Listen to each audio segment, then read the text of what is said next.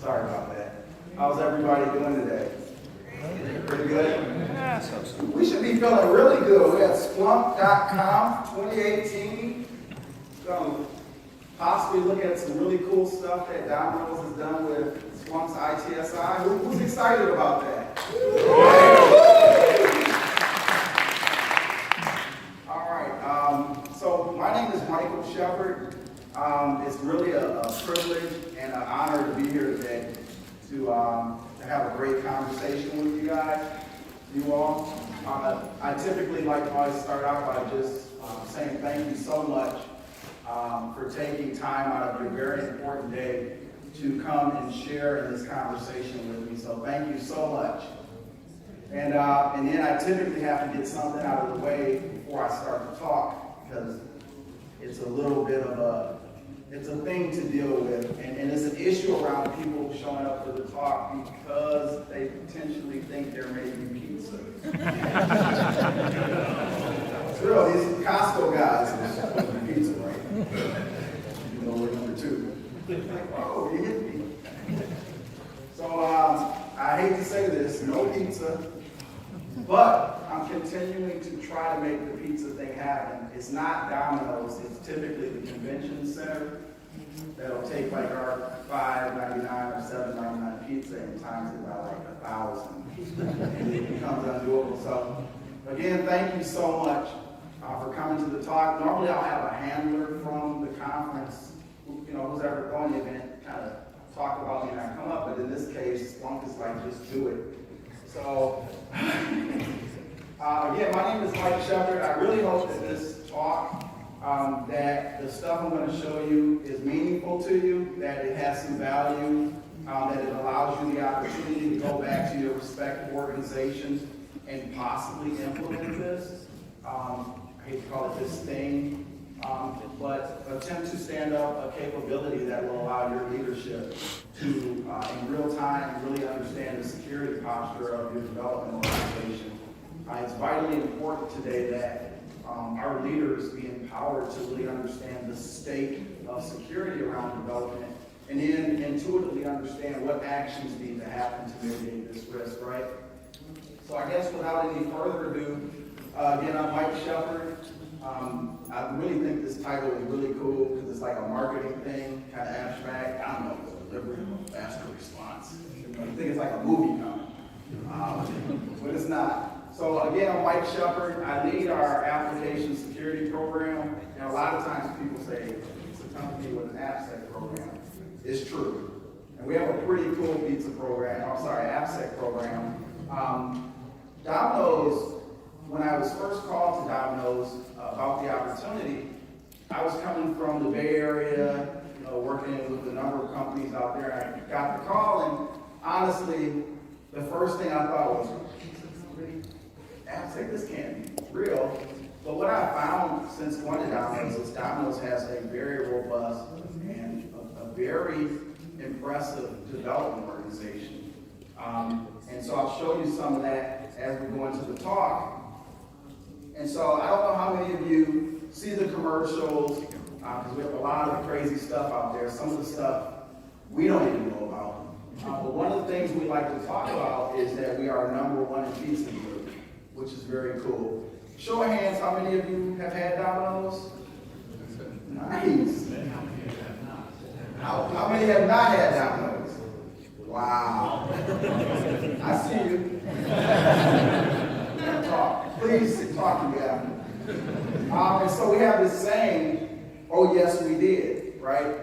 And so I think in what I'm going to show you today, again, oh yes we did, we're constantly looking to innovate and use innovation to solve business problems. And so in this instance, that's one of the things that we've done.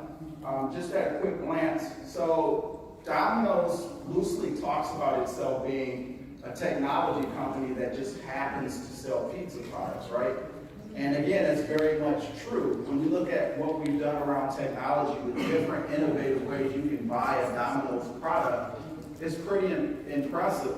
And what I've found is that it's really what distinguishes us from our competitors is the way in which you are able to order our products. We have over 14,000 stores worldwide. We are in 85 international markets, and that number is increasingly growing every day. It's pretty impressive. And then lastly, and I think this is just mind-boggling for me, almost $6 billion in revenue is derived from really our e-commerce platform and all the different verticals that you can order digitally. Pizza product. Case in point, you can text to get a pizza. You've got, what's the Amazon? What is it? Alexa. You can tell how to use it. Old school. But just all these many different technical ways to order pizza. It's incredible. We've got the autonomous vehicle. I think that's personally going too far. My CISO asked me, he looked me in the eyes before I came to talk and said, please don't say anything negative about that. I fly out the handle and it's just like, do I want a pizza delivered without a driver? I don't know. I don't know how I feel about that. That's a little weird. But Domino's, again, is cutting edge. We're trying to deliver pizzas without drivers. I shouldn't say it that way. We need the drivers. Our pizza tracker. Most of us, probably since you ordered Domino's, you sit there and wait for pizza tracker. And for the most part, it's pretty cool. And so those are a lot of the innovative technologies that have really kind of built out the brand and how and what people believe Domino's to be. And so, forgive me for the picture, I didn't put that on here. It's a long story. But basically, so the purpose of this talk is to talk about an application security KPI dashboard that we built to showcase and visualize the security posture of our development organization, okay? That's kind of the bottom line. And so leading up to showing you this dashboard, I kind of need to lay a little bit of background for you and provide some perspective around it. And so I'm going to kind of use as an example a security risk form technology we built to automate our security requirements process. And so we had a big problem prior to me coming to Domino's. Most large organizations, if you guys are in the development space, this is a common issue, is how do we engage security? When we're building new development, we're building new services, new applications, at times we need to engage security folks. And they're not always, that good around engagement. And so at Domino's, we were like a lot of companies, this was a huge issue for us, right? How do we, in some comprehensive way, align with the development organization to engage with them and provide meaningful input into the development of a secure application? And so bottom line, and this is what my CISO was talking about as I say things like this, the problem was our security engagement process sucked, right? And so I don't know how many of you remember this, but back in the 90s, late 90s, early 2000s, Domino's came out. It's one of our tenants. Uncommon honesty, we said, our pizza sucks. Please give us another chance to make it right. And honestly, the pizza did suck, if you remember. And I just thought that was so incredible for this company to come out and say, it sucks. Why would you buy it? Like, right, we're going to fix this. And they fixed it. I think our pizza's decent. I mean, decent meaning good. Right? I got to stop. I really do. I got one of my colleagues here, Penny, and she's going to go back, and it's just going to be just stop. I'm uncommonly honest, right? So the pizza doesn't suck anymore. But the security engagement process did. So by saying it sucked meant if you're building, you're working on a development project, you're a dev lead, you need to engage security, who do I engage? How do I engage? Why do I engage, right? So all these things, these components of an engagement process were non-existent. And so as an end result, we had development, we had applications and services being built without security engagement. And what that ultimately means is you've got things going out in production that are insecure, right? That got a big hackney sign on it. And so we had to fix that. And so, again, very few teams wanted to engage security, and so risk was high to the company. The reason Vanilla Ice is there is because if you got a problem, you call them. I don't know if that's true, but it looks good. So, this is a quote. I'm going to move through this thing very quickly to get to the dashboard. I've not read this book. How many of you are familiar with The Hitchhiker's Guide to the Galaxy? I'm always blown away by that. I'm like, I didn't know about the book. But this is a quote that kind of summarized many companies' security engagement process, right? So it went like this. They wouldn't even lift a finger to save their own grandmothers, that's code, from the ravenous blood blotter beast of trial without orders signed in triplicate, sent in, sent back, queried, lost, found, subjugated to public inquiry, lost again, and finally buried in soft peat for 3 months and recycled as firelighters. I'm not getting in that. I'm staying away from it. That's a problem, right? So we had to fix that. And so our previous process, the existing process, it was broken, it was manuals, meetings, all kinds of meetings. Mike, you have time to meet? I got time. What do you want to hear about? I hate to say this again, I'm going to get in trouble. Who dislikes meetings? Right? I should say this. Who dislikes inefficient, purposeless meetings? Thank you, me too, right? So I'm not crazy. We had a lot of just strange people walking up behind you. You know, today in corporate America, we have these collaborative workspaces, right? You're working and you just feel something weird behind you. You turn around and somebody just standing there. So I got a lot of that. So no alignment and no visibility. With the introduction of this solution, our automated risk form, we now have something that was integrated, streamlined, automated, and allows you to monitor. And so that's where the dashboard comes into play, right? And so this was all made possible, this is a little plug. Confluence, not sure how many of you are familiar with Confluence, but it's very much like SharePoint, it's a wiki. A lot of early development activities happen around Confluence, where you're doing documentation, requirements, workflows, these types of things. And that's actually where we chose to build our risk form, is instead of building a security thing over there, one of the lessons I've learned in the 10 plus years I've been in AppSec is you have to build security where it works and is aligned with the development process, right? It's for the development organization. So in combination with Confluence, Jira, and Splunk, is how we were able to put together the solution we have today. And so with regards to our security process, our engagement process, how do we unsuck it, right? Like how do we get past the bad pizza thing? So we had to go where our developers live. I'm a huge advocate of development professionals. I love you. I love the work you do. I love the things you create. And that's what's actually kept me in the AppSec space, is wanting to be a part of that, right? The incredible things that we build, right? And so we had to build our security engagement thing where developers live. And in this instance, it was on Confluence. We actually built a form that I'm going to show you in just a minute. And the reason, again, I'm showing you this is because this automated risk form is one of the data sources that I'm going to display as a KPI on our dashboard. So that's the reason I'm showing you this. We built a risk form on Confluence, and it basically asks 8 critical security questions. Is it web-facing? Does it handle sensitive data? Does it fall under any type of regulatory oversight, PCI, these types of things? And so 8 questions. We obviously partnered with some folks to help build this form. By way of building the form, we were able to create and assign tickets in Jira automatically. Super cool. I'll show you that in just a minute. And then lastly, why we're here, is to now present this data, right, over time, this meaningful critical security data in a dashboard that allows our leaders to understand the security posture of our development organization. We are almost there, folks. I'm going to try to move through this so we can ask questions. And so this is what our risk form looks like today.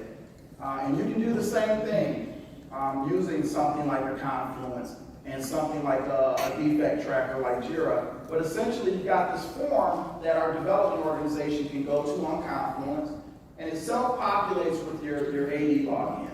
And so then you're going to provide your application name and the Jira project that this particular application, this development is associated with. From there, you hit next, and you start to go through these critical security questions, right? That helps the security organization ascertain the risk to the development that you're building. And so again, those questions, hey, is this thing web-facing? Does this connect to back-end database? Does it talk to other services? Does it send stuff down to stores? In our instance, does it send data to third parties? And I think, does it fall under any type of regulatory oversight? We've got a special notes area, and we've got to explain the business logic. Funny story, a lot of times I love development folks because they're honest, right, for the most part. They are very good, they're pretty good, and they'll tell you things in special notes. You get weird things like, I really love your form. Or, man, you guys really need to pen test this thing, trust me. You know, I'm out. I've seen some crazy stuff. Very helpful. So there are two ways in which security requirements tickets are generated. There's a security requirement that's specifically tied to a specific question. Is it web-facing? Yes. Okay, there's a requirement to have a pen test performed. And so that's one type of mechanism or avenue in which a ticket can be created. The other is a score range. So you're taking the total score of all of the questions and then your answers to those questions. And what is your score total fall within that range from low to critical? And so based off of that, you'll get a number of tickets automatically. It's really cool because you go to Confluence, it takes a minute or two to fill the form out, and literally 2 to 3 minutes later, you start to get security requirements tickets that start to show up in your inbox. And so you know now what you need to do from a security perspective to mitigate risk, right? Super cool, I think. I think super cool, but that's not what we're here to talk about. That's another time. So, you got the risk form, you fill it out, and you get a receipt that says, hey, you did that. You submitted something, this is what you submitted, we can hold you accountable for this over time. And then actually, once that's done, you get an actual ticket. Looks like this, a little bland. We're going for version 2.0 just to kind of colorize it and make it cool, right? Make it kind of pop. So you have your security requirement ticket for a pen test. Now the project manager, the developers, everyone knows what needs to happen, right? To meet this requirement. All right. So we've talked about the problem, we've talked about the solution, we've talked about how we unsucked our security engagement process. Now we talk about things that really mean something after, is what's been the impact, right, to risk because of the introduction of this solution. And so we've had over 400 plus in the last 18 months, 400 form submissions, meaning we've had 400 projects that have engaged security in a meaningful way, right? We've had 2,000 tickets created. InfoSec team, when they found out about the form, they pulled me in a room and they really gave it to me. You know, they weren't happy. I thought we were coming in there to talk about how cool this was, right? And they're like, everybody's kind of looking down like, he doesn't know. They're like, Mike, this is not cool. What are we going to do? You know, they expect us to do stuff now. And I was like, wow. You know, 3-day SLA, what are you talking about? This is ridiculous, Mike. I said, calm down, guys. You know, you can do it. So they've done it. Engagement's open, meaning meaningful engagement. Once a ticket's been assigned, doesn't necessarily mean something's going to happen. You're going to meet with somebody from the security team and they'll tell you if we need to move forward, right? 800 engagements in 18 months. That's big. So now we have visibility around mitigation of risk in development, right? At a point. And the dashboard is going to highlight this. Engagements closed. 600 security activities have occurred. Requirements met. 4,000 security requirements met. And so what I'm able to do with our AppSec dashboard is take all this data now and create a KPI that means something for our leadership. And lastly, requirements not met. There's always a little bit of bad, right? It's not a perfect world. We're still working at it. We have a small number of requirements not met. And it really would interest you, that number 320 means something. Mike, we don't have budget for a pen test. Mike, we don't understand this requirement. Mike, we just don't care about that requirement. That's the way it is. I don't care. So what's changed? The conversation with security has changed, right? It went from being this really inefficient thing with no visibility to now something that's standardized, easy, and fast. If you ever want to ask how, what does Mike Sheppard believe security should be like? It should be standardized, it should be easy, and it should be fast. Who likes that? When you go back to your respective organizations, you say, Mike said, security should be standard, easy, let me check the last one, fast. I'm an InfoSec guy. I tell them actually I'm an AppSec guy.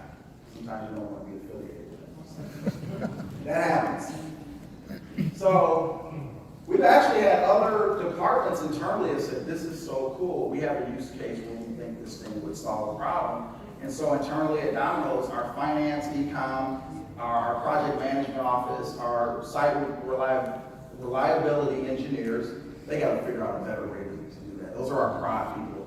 And our SOC have all used this solution to support their use cases. And so this is I love this slide. I'm all about this.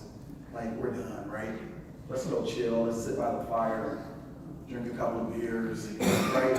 And say we won. It doesn't work that way, we all know it. So now that we've streamlined and automated the thing, now it's time to monitor it, right? Like to see some meaningful data. So I was supposed to wait, drum roll, go to the dashboard. I'm too excited. So this is the dashboard that we created. So the dashboard actually looks a little bit different than this today. I didn't show you the real dashboard for obvious reasons.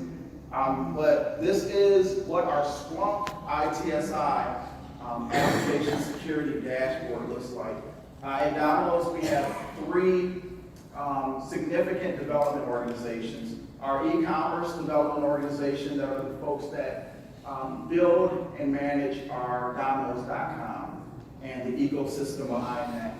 Our Pulse folks are our folks that develop for our point of sale system in stores. And then lastly, NGP is our next generation point of sale.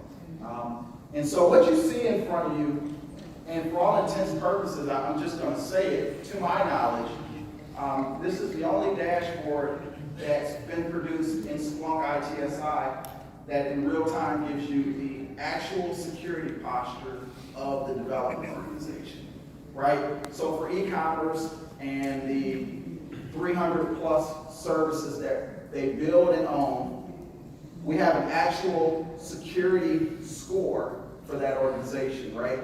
And it essentially represents the security posture of all of those services that lay under that umbrella, right? So our CIO, who actually looked at it, folks better be very careful when we get Domino's now, because I go to the dashboard. Your thing's only at 35%, you've got to do better. But you can look at the security posture score, right, and it's red. And you folks can't see it, but there's a number there. There's actually, you have a trend up and down, and things go up and things go down. But that's 35% out of 100. Composite score of 100. So we immediately understand it's 35%, which is bad, out of 100. It's red, we've got issues, right? So where are the issues, right? If I care about changing this picture, well, when we look at the first KPI to the right, and I apologize, I wish this thing could have been bigger for you guys. I think they're going to have it on the site after. But that very first KPI is for scan coverage. So scan coverage representing both static and dynamic testing of all of our services represented here in econ, right? So the more scanning that's happening static and dynamically, out of those 300 services, if you're statically and dynamically testing 299, you're going to have a very healthy number here, right? And so what this KPI will tend to indicate right now is that you're very healthy around your security scanning of your development. You're 85%. So 85% of all of your development is being statically and dynamically scanned. That's really powerful to understand that holistically across your development org. The next KPI, you can't see it, but it's security requirements met. So remember the risk form we just looked at, right? And so folks go in, they fill the form out, they get tickets. On a percentage basis, how well are we doing over time in meeting those requirements, right? And closing those tickets. And so when you look at this number, this is not bad. It means 60% of the security requirements that have been created and assigned out have been met. And honestly, that's probably, we can do better, we need to do better, but that's not too bad, okay? That number is not real, trust me. We're not there. The next number is really powerful for me. You can't see the heading, but this is for open vulnerabilities. And so across all of our services, we have on average 4.5, and this is not true, so don't say Domino's is really screwed up. 4.5 high and critical vulnerabilities on average across all of our services. That would not be good. Folks that are here that are in the security teams, that would not be good. And I could probably say most professionals in here in general know that we don't want 4.5 high and critical vulnerabilities in our code base. That's a recipe for disaster. The next KPI is we have a tool, Secure Assist, that is installed in our IDEs for our developers, whether it's Eclipse, IntelliJ, or Visual Studio. And it in real time alerts developers to vulnerabilities that are introduced into the file or project they may be working on in real time. And so this KPI represents the issues, or what we're seeing in Secure Assist is that on average, our developers are alerted to 3 high and critical vulnerabilities while developing. So if you think about that, they're alerted to it, but they're not fixing it. So these KPIs are very telling in terms of what they help us to understand about development. The next is our mean time to resolution. So when we're alerted to vulnerabilities, when we report vulnerabilities in JIRA, and folks know about it, on average, it takes 84.8 days to fix something. So that's 84, it's almost 3 months of opportunity for somebody to go in and do something bad, right? And we know about it. So that number is obviously not something we can stand to have. The next one for me is a big one. And again, this is the power of ITSI. I cannot understate just how powerful ITSI is and its ability to correlate data in a meaningful way. So the WAF KPI, what we've done is we've taken the data we have regarding our open vulnerabilities, right, that we know about, high and critical, and we've been able to correlate those vulnerabilities to actual malicious activity we see on our web application firewalls. So what that's done for my executive leadership is not to go in and say, hey, you've got a bunch of risk, you need to give me more money. I like to ask for money at Domino's, right? But it's an opportunity to say, hey, the stuff that we know about that's really bad, other people are trying to hack that stuff. Here's the data in the dashboard.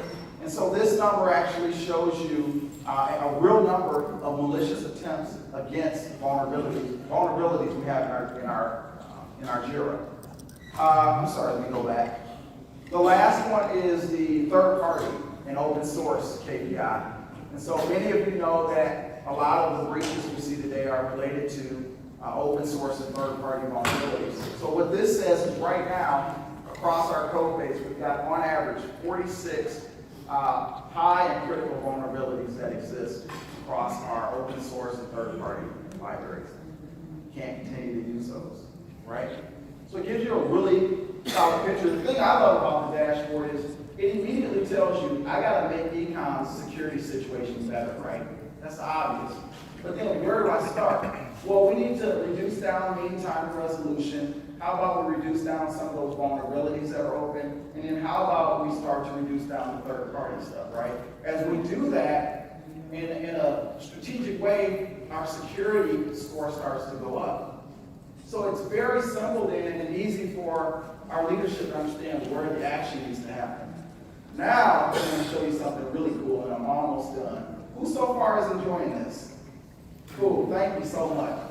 The folks, I saw the folks that didn't raise their hand. Don't come out later like, no, dude, that was a really good talk.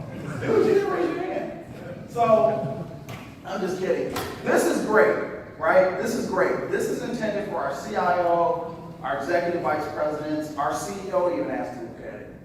what I think is powerful now is the ability to action now, right? Like it's not just something I can look at, I can do something immediately.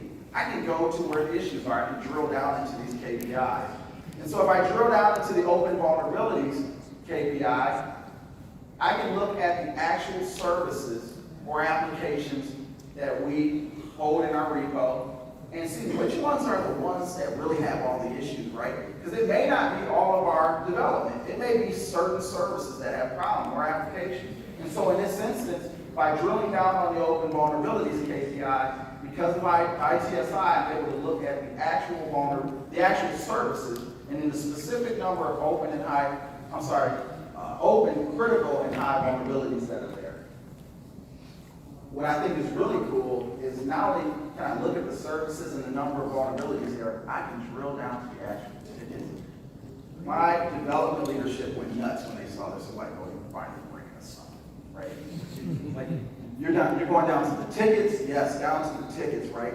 You get down to a ticket, now there's no debate, right? Let's talk about the ticket. So you drill down onto a service. I had to write that out, you guys looking at this stuff. I'm sorry, there's basically nothing to see there. I didn't realize that. That was not intended. Right, we fixed it, it's gone. Wind it out. There's stuff there, trust me. There's a table of tickets there.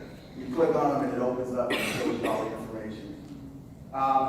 So if we go back, the last really cool thing, and I'm done, is if you click on the ecom tile, what it does is it actually takes you to a services perspective or a services view for each service or application, and then its security score, right? So this is a listing of all the services that make up ecom and in their individual security health score. So some of the services are not a problem. And so it allows you to focus on the ones that are the problem. You're able to drill down from a service to more of a development lifecycle view, right? Across the different phases of the development lifecycle. Planning, how you're doing with security requirements. Development, build, verification, all these things. We got rid of that background because that was really ugly. That's not good. And then tickets again. We've got tickets there. So, really quickly, and I'm done. By way of the risk form, really quickly, I missed that one. But we've saved some 3,000 hours in important time where folks can go to meetings and stuff, right? We've saved almost $500,000 in saving people's time, so it's not being inefficiently wasted. And then we reduce risk significantly across our organization through automation and innovation. And so in conclusion, I kind of always end it this way. It's always look to automate, always look to empower each other, pick good partners. I'm not going to say my little thing about the partners we choose in life. And then monitor and show your metrics is probably most